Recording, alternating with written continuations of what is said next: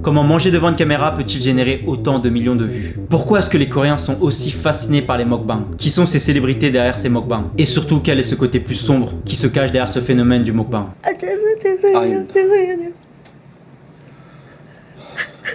Salut à tous, c'est Joti et aujourd'hui on va se plonger dans le monde étrange qu'est le mukbang coréen. Parce que je vous avoue, même moi au début je comprenais pas pourquoi les mukbangs marchaient autant et pourquoi c'était aussi populaire en Corée du Sud. Et même partout dans le monde d'ailleurs. Et vous allez voir qu'il y a une raison derrière cette montée en popularité des mukbangs en Corée beaucoup plus profonde qu'on le pense. Et qu'il y a eu beaucoup de scandales dans le monde du mukbang en Corée du Sud. Bon allez, c'est parti. Avant de commencer cette vidéo, je tiens à remercier mon sponsor du jour qui est CyberGhost VPN. CyberGhost VPN, c'est tout simplement un VPN qui signifie réseau privé virtuel. Et c'est vraiment très utile lorsque tu vas dans un café, un resto ou à l'aéroport et que tu décides de te connecter au Wi-Fi public. CyberGhost VPN va te permettre de surfer sur internet de manière beaucoup plus sécurisée en chiffrant tes données et en changeant ton adresse IP. Donc déjà niveau sécurité, c'est vraiment très utile. Mais ce qu'il y a d'encore plus intéressant, c'est qu'en changeant ton adresse IP, tu peux aussi changer ta géolocalisation. C'est-à-dire changer le pays d'où tu te connectes à internet. Dit comme ça paraît pas grand chose, mais ça te permet d'avoir accès à des sites qui sont bloqués dans ton pays. Donc niveau recherche, c'est plutôt pratique. Et tu peux même faire des économies en faisant tes achats, par exemple des billets d'avion depuis un autre pays. Tu peux par exemple t'en servir pour te connecter à un serveur en Corée du Sud qui te donnera accès à tous les derniers films et dramas coréens qui ne sont pas encore disponibles en France. En changeant ta localisation en ligne avec CyberGhost VPN, tu pourras débloquer l'accès à plein de services de streaming qui sont bloqués géographiquement, comme Netflix, Hulu, Prime, Disney+, et plein d'autres. D'ailleurs, tu peux te connecter jusqu'à 7 appareils avec un seul compte et c'est disponible sur Windows, Mac, iOS, Android et toutes les plateformes possibles. Il y a déjà 38 millions d'utilisateurs de CyberGhost VPN et évidemment j'ai une offre incroyable pour toi qui te permet d'avoir CyberGhost VPN pour à peine plus de 2 € par mois. Je te mets le lien dans la description et tu pourras bénéficier de 4 mois offerts sur l'offre de 2 ans. C'est satisfait ou remboursé pendant 45 jours donc n'hésite pas à aller checker tout ça. Merci encore à CyberGhost VPN et à vous de soutenir mon travail. Je vous remercierai jamais assez. Déjà le mukbang, qu'est-ce que c'est? C'est tout simplement un individu qui se filme en train de manger. Et tout le monde peut faire son propre mukbang. Que ce soit toi, moi ou même le chien de la voisine. Non, je rigole pas. Même les chiens, ils font des mukbangs. Je pourrais vraiment passer ma journée entière à regarder ces vidéos. Mais le mukbang alors, ça vient d'où? Déjà, faut savoir que mukbang c'est du coréen pour ceux qui ne le savaient pas. Et ça vient de la combinaison des deux mots coréens mokda qui signifie manger et bangsong qui signifie live streaming. Mokda plus bangsong, mukbang. Et les premiers mukbangs ont commencé en 2019, c'était déjà pas mal de temps. Ces mukbangs ont été diffusés sur la plateforme Africa TV qui en gros est comme l'équivalent de Twitch en Corée du Sud. À l'époque, le mukbang c'était uniquement en live, en direct. Maintenant c'est un peu différent vu que les gens postent aussi leurs mukbangs sur YouTube, mais l'essence même du mukbang à la base c'était de le faire en live. D'ailleurs les streamers sur Africa TV on les appelle des BJ et je sais que certains d'entre vous auront l'esprit un peu mal placé, mais BJ ça veut dire Broadcasting Jockey. Donc à ce moment là c'était des personnes normales comme toi et moi qui se sont dit bon là je vais manger et en même temps je vais diffuser ça en direct. Ces BJ en question faisaient souvent des lives le soir à l'heure du dîner et les personnes qui les suivaient venaient tout simplement rejoindre le live pour les voir manger ou cuisiner, mais surtout interagir avec eux via le chat. Et en général les Coréens mangeaient en même temps que les BJ comme s'ils partageaient un repas avec eux. Ces mukbangs sont complètement gratuits parce que la plateforme Africa TV n'est pas payante, mais les BJ sont devenus petit à petit des célébrités d'internet et ont commencé à générer énormément d'argent. Mais je vous en parlerai un peu plus tard dans la vidéo, vous allez être choqués je pense. En Corée du Sud il y a énormément de personnes qui font des mukbangs. La plupart d'entre eux font des lives sur Africa TV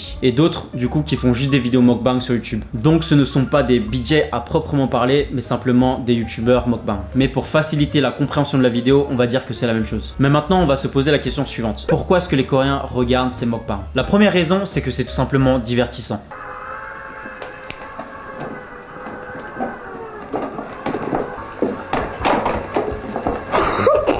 C'est vraiment un show en fait. Le mec n'est pas seulement là pour manger, mais aussi pour divertir son audience. Et ça marche. Cette vidéo a été postée il y a à peine plus de 2 ans et cumule plus de 18 millions de vues à l'heure où je tourne ma vidéo. Ensuite, on va parler de quantité. Dans les mukbangs, manger comme un être humain ordinaire, ce n'est pas assez. Il faut plus. Toujours plus. Manger une portion pour une personne? Non, ce serait pas du mukbang ça. Ça serait juste se filmer en train de manger. Dans la plupart des mukbangs, une personne mangerait en moyenne plus de 3 portions. Et niveau calories, ça pourrait dépasser facilement 5000 calories pour un seul repas. C'est juste incroyable. Sachant qu'il est recommandé de consommer 2500 calories en moyenne pour un homme, 2000 calories en moyenne pour une femme par jour. Mais plus de 5000 calories pour un seul repas? Mais vous imaginez la quantité? Non? Bah ça ressemble à ça.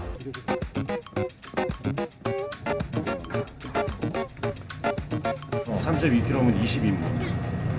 20인분. 와, 이게 왜 이렇게 지방이 오독오독 맛있지?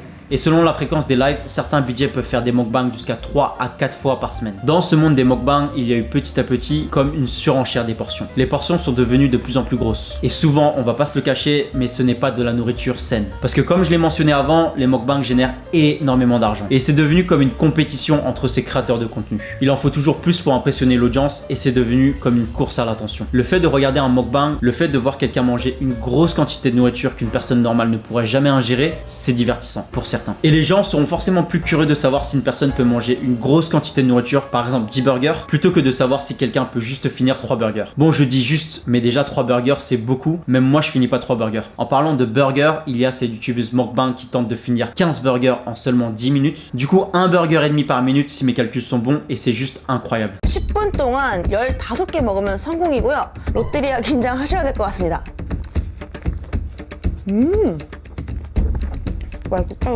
La quantité dans les mukbangs c'est important, mais ce qui est tout aussi important, c'est la nourriture mangée. La plupart des personnes qui regardent des mukbangs, c'est pour l'ASMR, pour l'expérience sensorielle. C'est-à-dire le fait d'être stimulé auditivement ou visuellement par ces mukbangs. Par exemple, le fait d'entendre quelqu'un manger, ça peut relaxer certaines personnes. Donc il faut que la nourriture soit visuellement appétissante ou auditivement plaisant à entendre manger. Je sais pas pour vous, mais pour moi, l'ASMR ça marche pas trop, donc n'hésitez pas à me dire si vous êtes team ASMR ou pas. Et en vrai, je comprends pourquoi ce genre de vidéo marche autant. Tout simplement parce que c'est juste des sons. Il n'y a pas de barrière de langue. T'as pas besoin de comprendre ce que la personne dit. C'est juste des bruits de nourriture en fait. Et ce n'est pas pour rien que tous ces youtubeurs mukbang coréens sont devenus aussi populaires à travers le monde. Il y a notamment la chaîne YouTube Mukbang Dona qui a fait presque 1 milliard de vues sur une de leurs vidéos ASMR postées il y a à peine plus d'1 an. J'ai fait le tour de tous les plus gros youtubeurs mukbang en Corée et j'ai remarqué une chose. Ils mangent tous très souvent le même type de nourriture. Ça va être de la nourriture épicée comme les tteokbokki, les spicy ramyeon ou le calamar épicé. Enfin, je sais même pas si c'est épicé, mais en gros, les nourritures de couleur rouge reviennent très souvent dans les mukbangs coréens. Il y a donc souvent cette thématique de couleur pour la nourriture dans les vidéos mukbang coréens. Ici, par exemple, c'est de la nourriture arc-en-ciel. Là, ça va être tout ce qui est avec un packaging rose et c'est visuellement plaisant à voir. ASMR quoi. Sinon, ça va être de la nourriture très calorique comme du fast-food par exemple. Pour la nourriture satisfaisant à entendre manger, je pense qu'avec un bon micro, tout est satisfaisant à entendre. Mais je pense que le ramyeon c'est vraiment le top 1. Pour moi le fait de slurper ces ramyeon, je sais pas si ça se dit, mais ça m'émoustille tu vois.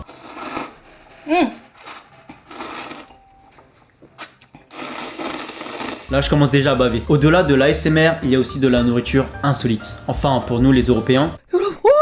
앞에서 뭐가 나와. 머리가 진짜 이만해요. 겁나 커. 에이리언이 생각나는 건 뭐지? 자 일단 머리를 먹어볼게요. Je vous présente le fameux poulpe vivant.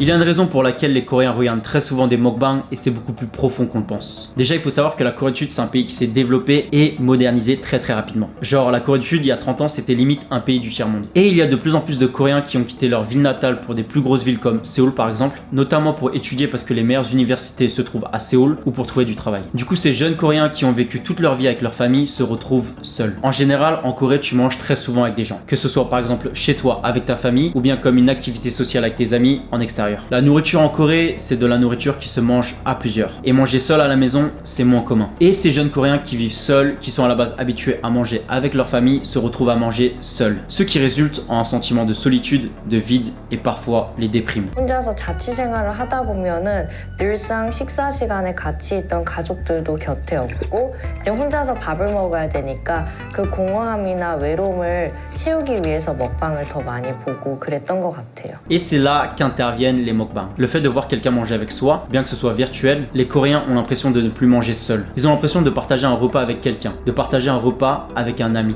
배고파서도 먹방을 봤는데 이게 소통을 그래도 해주니까 뭐 음식을 갖다 이렇게 보여준다던가 맛있네요 이렇게 물어봐주는 사람들한테 다 말하는 거지만 저한테도 말할 수 있는 거라고 생각해서 그게 저한테는 이렇게 친구로 다가와줘서 그런 콘텐츠인 것 같아요. Et vu que c'est du live streaming, en général tu peux discuter avec le BJ ou les autres personnes présentes sur le live comme si tu mangeais avec d'autres personnes en fait. Et parmi tous mes amis coréens, la plupart ont déjà regardé ou regardent encore des mukbangs parce qu'ils habitent seuls et ça les réconforte. La société coréenne est vraiment super compétitive et les Coréens souvent travaillent de très longues heures. Du coup quand ils rentrent chez eux le soir, ils veulent seulement se reposer, se relaxer et déstresser en regardant un mukbang.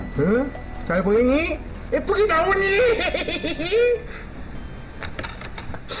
Et le dernier point que je trouve vraiment super intéressant, enfin c'est une raison qui m'a beaucoup étonné au début lorsque mes amis coréens m'en ont parlé. Les Coréens regardent des mukbangs lorsqu'ils ont faim. Jusque là, logique. Mais savez-vous quand est-ce qu'on a le plus faim? Lorsqu'on fait un régime bien sûr. Ou bien quand on n'a pas mangé pendant 10 jours. La plupart des Coréens regardent des mukbangs lorsqu'ils font un régime. Et je trouve ça intéressant. Parce que moi personnellement quand je fais un régime, j'évite au maximum la tentation. Genre le fait de voir quelqu'un manger un truc super bon, bah moi ça me donne super faim tu vois. Si je vois un mec faire un mukbang avec du KFC lorsque je suis au régime, crois-moi dans les 5 minutes qui suivent, soit je suis sur Uber Eats, soit je suis sur Deliveroo. Mais pour les Coréens c'est tout l'inverse, justement ça les aide à tenir le régime. Et ils appellent ça le daeli manjok. En gros la satisfaction par procuration. Le fait de ne pas pouvoir manger pendant un régime, bah le fait de manger par procuration, ça les aide. 제가 먹방을 본 이유는 제가 그때 다이어트를 심하게 해서 많이 먹을 것을 먹지 못하니까 대리만족 개념으로 본 것 같아요.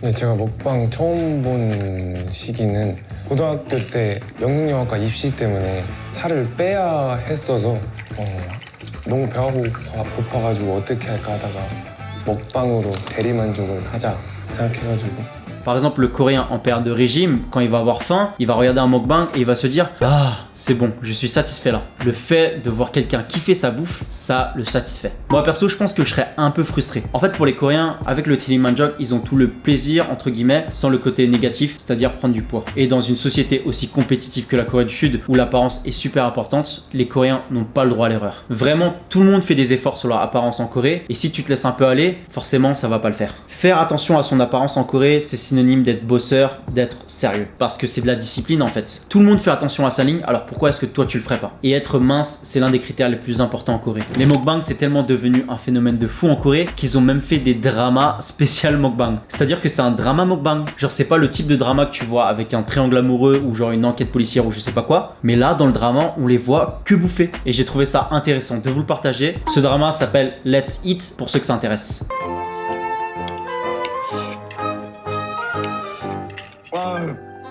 엄청 맵다. À votre avis, combien gagne un YouTuber mukbang ou un BJ? Dites-le moi dans les commentaires. On va déjà commencer par le BJ, c'est-à-dire le streamer qui fait ses lives sur Africa TV. Africa TV, ça fonctionne avec les dons des viewers que reçoivent les BJ sous forme de ballons. Et selon le BJ, il y aura toujours un objectif de ballon à atteindre pendant le live. Par exemple, je sais pas moi, 10 000 ballons. Parfois c'est atteint et parfois ça ne l'est pas. Là, par exemple, ce BJ vient de recevoir 1475 ballons, soit l'équivalent de 70 $ donnés par une seule personne. Et selon la notoriété, les BJ peuvent gagner jusqu'à 1000 $ par session de mukbang, c'est impressionnant. Mais de nos jours, la plateforme la plus populaire pour les vidéos mukbang, c'est évidemment YouTube. Je pense que vous connaissez déjà le système de rémunération sur YouTube, c'est en fonction des vues. Plus tu as de vues, plus tu vas générer de l'argent. Par exemple, l'une des youtubeuses mukbang les plus connues en Corée du Sud, Suyam, avec presque 9 millions d'abonnés, aurait gagné jusqu'à 4 millions de $ avec toutes ses vues cumulées de sa chaîne YouTube. Mais pour un youtubeur mukbang qui a 1 million d'abonnés, il peut gagner en moyenne jusqu'à 80 000 $ par an. Mais vous vous en doutez, ce n'est pas les vues de YouTube qui payent le plus, mais les partenariats. Et c'est maintenant qu'on va entrer dans la partie la plus intéressante de la vidéo à mon avis, le côté sombre des mukbangs coréens. Qui dit argent dit forcément scandale, arnaque et mensonge. Oui, l'être humain est cupide.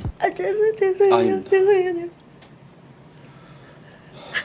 Est-ce que ça vous rappelle quelqu'un? En 2020, il s'est passé l'un des scandales les plus connus à ce jour dans le monde des mukbangs en Corée du Sud. Et certains youtubeurs mukbang les plus populaires à l'époque ont été impliqués dans ce scandale. C'était comme un domino le bail. Ils sont tous tombés un par un. Tout a commencé lorsqu'un youtubeur, Champidi, lors d'un live, a accusé de gros youtubeurs mukbang d'avoir fait de la publicité dissimulée. D'ailleurs, il buvait pendant son live, donc il était probablement un peu pompette. Et il a commencé à accuser des gros youtubeurs mukbang comme Tsuyang, Embro et Boki, qui ont tous des millions d'abonnés, de faire de la publicité dissimulée. Et en fait, Champidi, il était là pendant ce live et il disait: bon les gars, ça fait 2 ans que j'enquête, j'ai des preuves et tout, je vais vraiment tout vous dire. Et les spectateurs, ils étaient tout choqués. Ils disaient: mais attends, mais qu'est-ce que tu racontes, ce mec, t'es bourré, c'est quoi ce délire? Et il s'est avéré qu'il avait totalement raison. Après, Champidi, il a plus mis la faute sur les MCN, qui sont les agences qui gèrent les influenceurs. Du coup, c'est quoi exactement une publicité dissimulée? C'est le fait de présenter un produit à son audience, là en l'occurrence de la nourriture, tout en mentant sur le fait que ce soit un partenariat rémunéré. Ça va être par exemple: ah les gars, vous avez été vraiment super nombreux à me demander de tester tel ou tel produit. Ou par exemple: j'ai acheté ce truc parce que ça avait l'air grave bon, j'avais grave envie de tester. Ou bien par exemple, Ah, j'ai acheté ça avec mon propre argent. alors que derrière c'est un partenariat rémunéré. Et l'influenceur en question est payé pour présenter le produit. Le fait de faire des partenariats rémunérés, c'est tout à fait normal. Il faut bien gagner sa vie. D'ailleurs, merci CyberGhostVPN pour les travaux, mais c'est le fait de mentir à son audience qui est grave. Surtout que nous les youtubeurs en général, on est très proches de notre communauté. Et je pense que c'est vraiment très important d'être transparent avec son public. Personne t'en voudra d'avoir accepté une collaboration rémunérée parce que être youtubeur c'est aussi un métier. Certes, un métier un peu différent des autres, mais il y a aussi des principes à respecter. Et être en mode Oui, j'ai acheté ce truc parce que j'ai trouvé ça trop bon. alors que derrière t'as ni acheté la nourriture et en plus c'est dégueulasse, je trouve que c'est pas correct. Et je comprends totalement la colère des abonnés. Ce scandale a tellement pris une grosse envergure que c'est même passé à la télévision coréenne. Les plus gros youtubeurs mukbang coréens ont tous commencé un par un à poster leurs excuses publiques. Et à l'époque c'était vraiment un truc de fou. Et les Coréens ils étaient en mode bon, c'est qui le prochain qui va présenter ses excuses? Imaginez-vous que parmi tous les gros youtubeurs français, une dizaine soient impliqués dans un même scandale de publicité dissimulée, c'est juste impensable. Et ce scandale a forcément eu un gros impact sur ces youtubeurs. La plupart des youtubeurs ont perdu beaucoup d'abonnés. Il y a même un des youtubeurs qui aurait perdu jusqu'à 96% de son audience après ce scandale. Mais le moment le plus mémorable de ce scandale, c'est Tsu-Yang, à l'époque l'une des youtubeuses les plus connues en Corée du Sud, qui annonçait qu'elle arrêtait définitivement les mukbangs et YouTube. 앞으로의 더 이상의 방송 활동을 하고 싶지 않습니다. Sauf que, elle était de retour 2 mois plus tard. Et en vrai, la plupart des Coréens étaient vraiment contents de son retour. Les Coréens l'apprécient vraiment et considèrent que c'est une vraie youtubeuse mukbang. Parce qu'elle peut manger des quantités astronomiques de nourriture tout en restant fine. Dites-vous que maintenant, elle passe dans des émissions coréennes et tout le monde l'adore. 외계인에서 위대한 위라고 해놨어. 위가 엄청 위대한 위. 그 병원 가서 궁금해서 난 찍어볼 것 같아. 내 위가 어떤지. 위내시경도 해봤고 다 해봤는데 위는 보통 사람이랑 크기가 똑같대. 진짜 신기해. Il y a aussi un autre scandale qui va vous sembler très familier. La youtubeuse mukbang Boki de la chaîne Eat with Boki a été accusée d'avoir édité ses vidéos pour cacher la partie où elle recrachait la nourriture après les avoir mâchées. Donc elle fait des vidéos mukbang sans réellement manger toute la nourriture. Et je sais pas pour vous, mais ça me rappelle quelqu'un.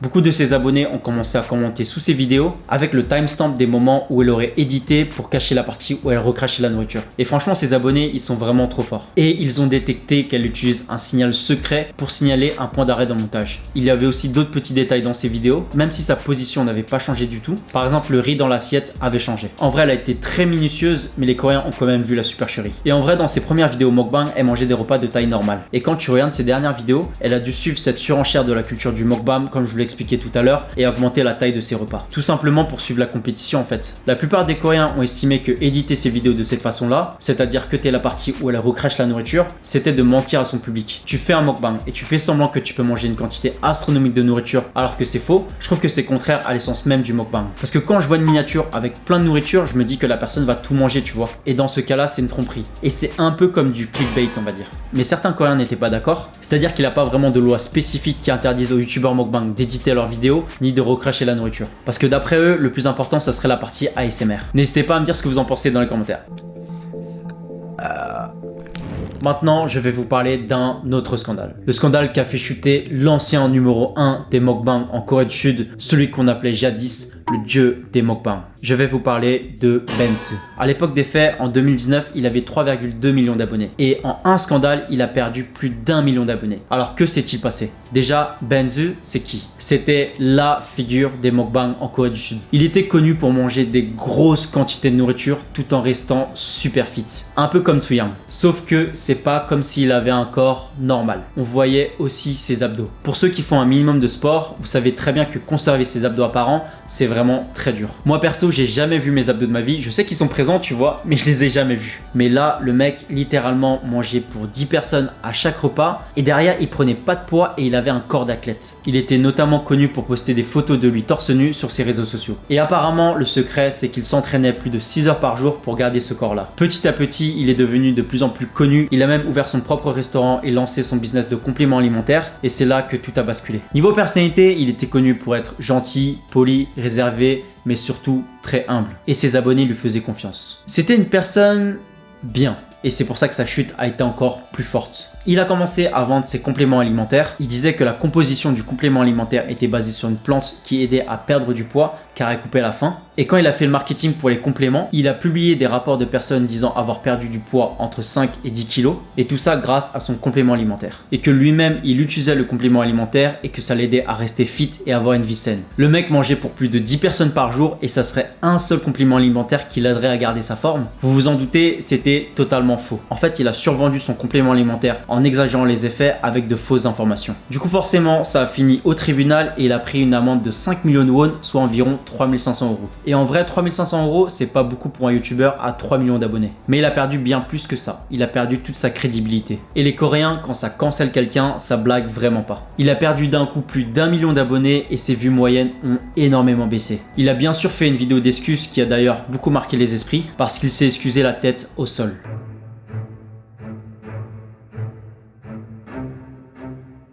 Maintenant, un autre côté sombre des mukbangs coréens. Si vous êtes contre la maltraitance des animaux, cette partie risque de fortement vous énerver. Je vais vous parler de la youtubeuse coréenne Soyoung. Elle est notamment connue pour ses mukbangs où elle prépare et mange des fruits de mer, mais la façon dont elle prépare les fruits de mer est, on peut le dire, assez inconventionnelle. Dans ses vidéos, on la voit sursauter, crier, jouer, mais aussi frapper des poissons. Et cela a choqué beaucoup de monde, surtout en Occident. Certains lui ont même reproché de torturer ces animaux vivants avant de les manger. Déjà pour le contexte, il faut savoir qu'en Corée du Sud, les fruits de mer occupent une place très importante de la nourriture coréenne. Et le poulpe vivant par exemple, c'est un plat traditionnel coréen que l'on retrouve un peu partout en Corée dans les marchés de poissons et c'est pas quelque chose d'inhabituel. En général, on coupe les tentacules du poulpe pour les manger. Et pour des raisons biologiques à cause des nerfs, les tentacules continuent à bouger même si l'animal n'est plus vivant, ce qui donne cette impression de manger un poulpe vivant. Personnellement, j'en ai jamais goûté parce que ça me fait un peu peur et apparemment les tentacules s'accrochent dans ta gorge et c'est genre trop chelou. Pour en revenir à Soyoung, beaucoup de spectateurs se sont plaints d'elle parce que au lieu d'exécuter normalement les fruits de mer pour éviter toute souffrance, elle joue littéralement avec pour les faire souffrir encore plus. Et c'est assez dérangeant. Et en vrai, les avis sont plutôt partagés. Il y a d'un côté des gens qui disent que les poissons ne souffrent pas et qu'elle fait ça pour le divertissement, et d'autres personnes qui disent qu'elle prend un malin plaisir à torturer ses fruits de mer tout en gagnant de l'argent sur YouTube, et c'est intolérable. Et vous, dites-moi, vous êtes de quel avis? Faire des mukbangs, ce n'est pas sans danger et je pense qu'il est important de le rappeler. Ingérer des quantités astronomiques de nourriture, ce n'est pas quelque chose de sain. Et forcément, il y a des répercussions sur le corps. La plupart des youtubeurs mukbang ont déjà eu des problèmes de santé à cause de ces mukbangs. Et certains d'entre eux ont pris énormément de poids. Je pense notamment au youtubeur américain Nikocado Avocado qui aurait pris plus de 60 kilos, mais bon, ça c'est l'exemple le plus extrême. Je trouve que le concept de base du mukbang est vraiment très intéressant. Genre le fait de ne pas manger seul et d'avoir de la compagnie, c'était une bonne idée. Mais au fur et à mesure, c'est devenu une compétition entre ces youtubeurs mukbang où il faut toujours manger plus pour avoir plus de vues. Et c'est devenu un peu toxique, je trouve. Et finalement, on est arrivé à un stade où regarder une personne manger beaucoup de nourriture, c'est devenu divertissant. Et je trouve ça un peu triste. Et je trouve que ça promue pas du tout les bonnes habitudes alimentaires à avoir. Donc voilà, je pense que je le répéterai jamais assez, mais faites attention à votre santé. Faites attention à ce que vous mangez et faites du sport. Et surtout, ne vous laissez pas matrixer par ce que vous voyez sur les réseaux sociaux, parce qu'au final, tout est virtuel. Je tiens à remercier une fois de plus notre sponsor CyberGhost VPN. Si tu es à la recherche d'un excellent VPN à un prix incroyable, clique sur le lien dans la description et obtiens CyberGhost VPN pour seulement 2 € et quelques centimes par mois. Voilà, j'espère que cette vidéo vous a plu. J'ai vraiment bossé énormément sur cette vidéo, donc j'attends vos retours. N'hésitez pas à liker, partager et à commenter sous la vidéo. Et merci encore d'avoir regardé la vidéo jusqu'à la fin et je vous dis à la prochaine. Allez, ciao!